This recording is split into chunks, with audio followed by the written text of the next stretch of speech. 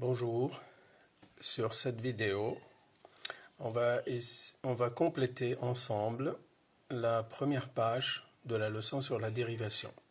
Et ça vous permet aussi de corriger pour ceux qui l'ont fait, bien sûr de voir les erreurs et voir où ça ne va pas.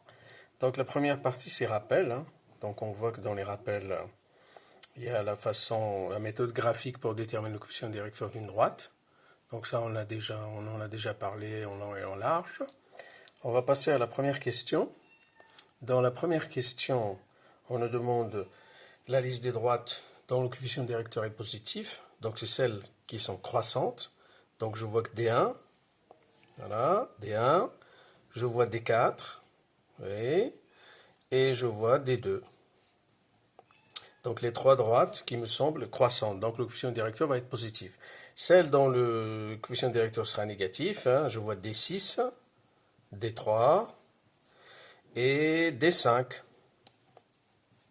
Donc je vois que ces droites-là sont toutes décroissantes. Donc le coefficient directeur sera négatif. Après, déterminer les équations de toutes les droites qu'on a devant nous. Donc D1, c'est assez simple, Y égale. Donc je prends D1, elle passe par 2, donc je sais que c'est plus 2. Je prends D2, pareil, Y égale quelque chose fois X, pardon, j'ai oublié ici le X, quelque chose fois X, et D2, je vois qu'elle coupe en moins 1, donc moins 1. Je prends D3, Y égale quelque chose fois X, D3 où est-elle? D3 elle est ici, elle coupe en moins 2. D4, Y égale à quelque chose fois X, D4 où est-elle? Elle coupe en moins 2 aussi. Et D5, qui est égal à peu près 0,75, donc quelque chose X plus 0,75. Et enfin D6, donc voilà, le 0,75 il est là. D6, elle coupe en 0, donc Y est égal à tout simplement quelque chose fois X. Donc plus 0, donc on ne marque pas. Alors on rappelle rapidement D1. Donc D1, je prends 2 points. Donc je descends de 1 et je recule de 1. Donc je sais que c'est moins 1. Donc puisque ça sera plus 1 sur moins 1, donc ça donne moins 1. D3. D3, je prends 2 points, donc je prends celui-ci et celui-là, pareil. Donc je descends de 2, donc moins 2, j'avance de 1, plus 1, donc moins 2 sur plus 1, ça fait moins 2. D5, pareil, donc je prends 2 points simples, donc je prends, voilà, celui-ci avec celui-là. Donc je descends de 1 et j'avance de 1, 2, 3, 4, 5. Donc ça me fait moins 1 cinquième pour D5, moins 1 cinquième de X. Après D2 où est-elle? Elle est là. Donc je prends 2 points, donc je prends celui-là et celui-là par exemple. Donc je descends de 1 et je recule de 2. Donc je descends de 1 moins 1 sur moins 2, donc ça fait 1 demi. Donc ça c'est D2. Après D4, D4 où est-elle? Ici, donc je prends ce point-là avec ce point-là. Donc je descends de 3 et je recule de 1.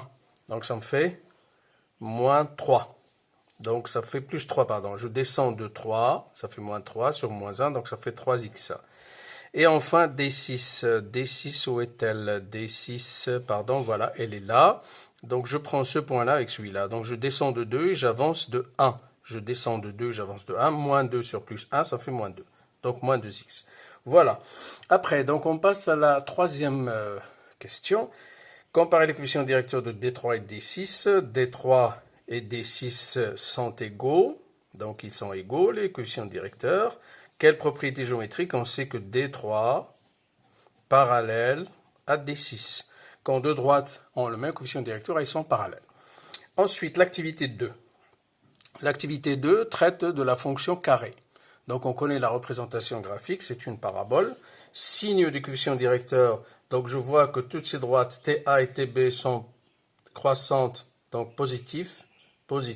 Et de l'autre côté, je sais que c'est décroissant, donc négatif. Alors si je prends un point E ici, par exemple ici, si je trace la tangente passant par ce point-là, donc je vais trouver une droite qui est croissante.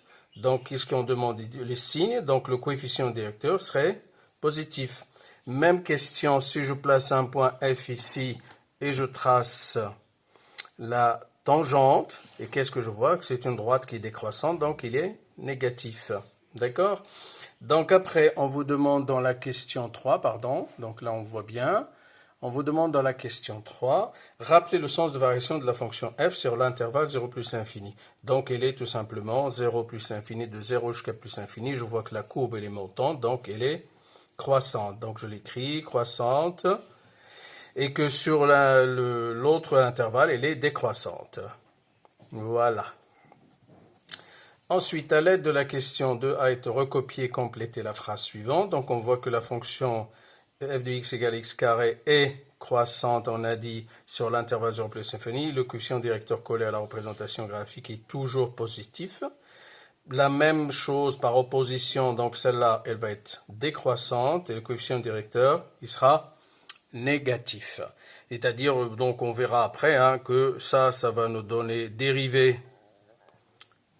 positive et on verra ici dérivée négative. C'est ça le but. Hein. Donc le but, c'est de ramener vers la dérivée d'une fonction qui nous permet de connaître le sens de variation. Voilà. Donc là, c'est la page 1. Donc je vous dis à la prochaine. Hein. Donc la page 2. N'oubliez pas de vous abonner comme d'habitude, de mettre j'aime et d'envoyer des commentaires s'il y en a. Merci.